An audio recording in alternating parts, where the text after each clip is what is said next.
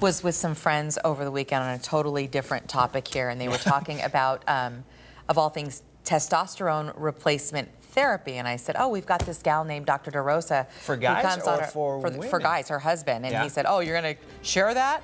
Anyway, it ended up being a very good conversation. A lot of people think that it's only something that guys deal with, right?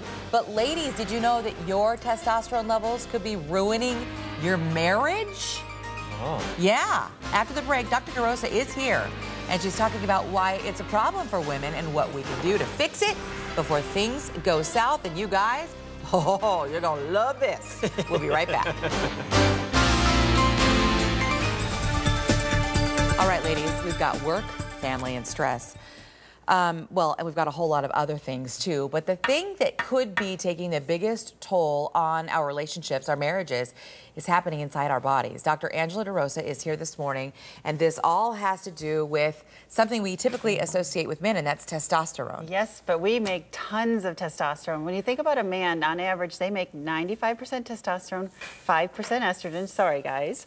But women, we make 60% estrogen and 40% testosterone out of our ovaries. So we make a lot of it, and it does so many things for our body. Okay, but the headline here is that it could be killing our marriage. What's going on? So when you think about marriages, if the average age of divorce is usually in our late 30s, early 40s, and I have this theory that a lot of that starts to happen as women's testosterone levels start to drop. Because testosterone, number one, is Mother Nature's serotonin, controls the mood in our brain. So we start to get a little more irritable. We start to be bothered by stupid a lot more than we ever did before. We just lack that patience. Number two, it affects our libido. We lose that desire for intimacy and sex with our partners.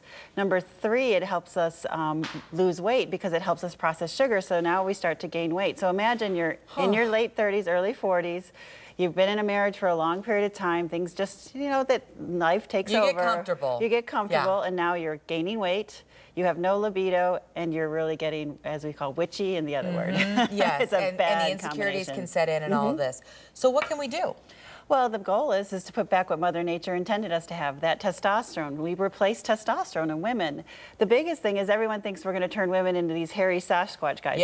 But that's not what we do. We make a lot of it, and we're not all running around all hairy. Well, we have some hair, but that's normal. But we're not looking to create a man's level of testosterone, but a female's level of testosterone. Can I ask you, because I was sitting here listening to this going, okay, because it happens for all of us, right? I mean, you get to that point in your relationship, you're going, okay, How do you know whether you're at that point or just kind of hitting a rough patch? Well, there's actually an interesting study that suggests the number one cause of low libido in women is being in a relationship longer than 1 year. Not suggesting that we switch out our relationships, but it would work. But certainly every relationship is going to switch from that really kind of fiery to that comfortable. That's normal. And we have high expectations because of what the movies do to us. But testosterone deficiency not only affects the libido, but it does affect those other things, your memory, your mood, the weight. You start to see even pre-diabetes, high blood pressure, mood disorders that are out of normal for what is going on in your stress in your life. You just don't feel like yourself. The most common thing I hear is, I have a great relationship with my spouse, but you know what? I just don't have that feeling of being in love. And it's that lack of that lust that's more of a problem. We love them, but we're not in love with them. And that's a very common complaint.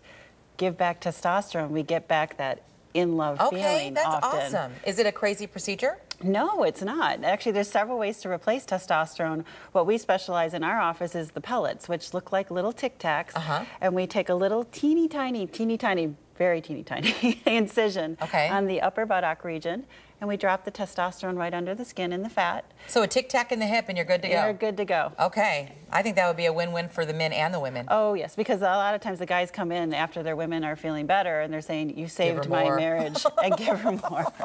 Dr. DeRosa, thank you so much for coming in. You're welcome. Appreciate Happy Labor it. Day. You're always a hoot to have around. We get to heat things up around here.